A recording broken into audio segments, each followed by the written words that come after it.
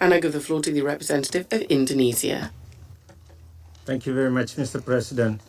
Mr. President, let me begin by thanking SRSG-1, African Union Special Representative Madeira, and Director of CIPRI, Mr. Dan Smith, for their comprehensive briefings.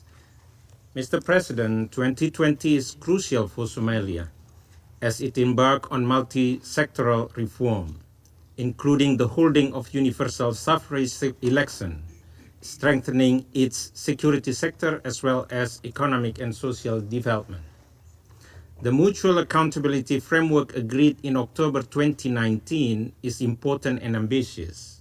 We hope for its continued implementation. In this regard, I would like to highlight 3 issues regarding the political, security, and humanitarian situations. First, it is necessary to resolve the political impasse between the federal government and the federal member states. The key national priorities as set out in the Mutual Accountability Framework require strong cooperation between the federal government and the federal member states. The two must engage in constructive dialogue to peacefully resolve all outstanding differences. Ending the political deadlock is essential to accelerate political progress, consensus building, and reconciliation. We commend the works of the SRSG, African Union, European Union, and IGAD in facilitating dialogue regarding the ways to realize national priorities. We concur with the view of the Secretary General that organization of elections in a timely and peaceful manner remains a priority for 2020. We therefore welcome the adoption of the electoral law and hope the 2020 electoral timeline can be met. Second, we remain deeply concerned by ongoing threat of Al-Shabaab. We condemn all recent attacks by Al-Shabaab, including IED attacks in Afgoye and Mogadishu, and would like to express our deepest condolences to the families of the victims. We welcome the completion of a joint threat assessment of security conditions on the ground.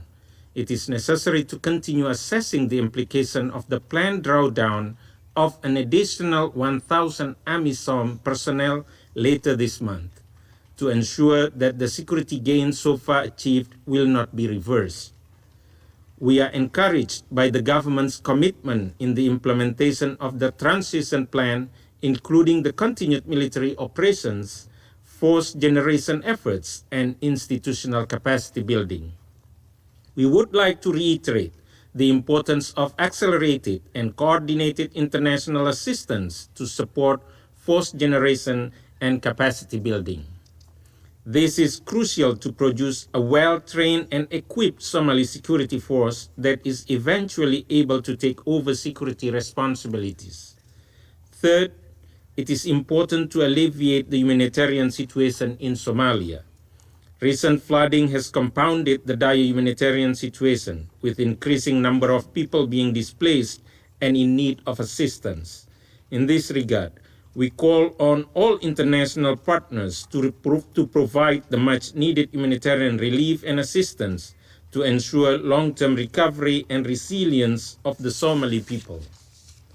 Lastly, Mr. President, I commend the federal government for demonstrating leadership and determination in implementing its reform agenda while tackling multidimensional challenges.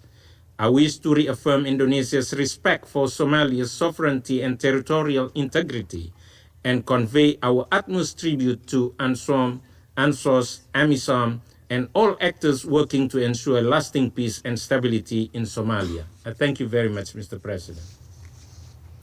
I would like to thank the representative of Indonesia.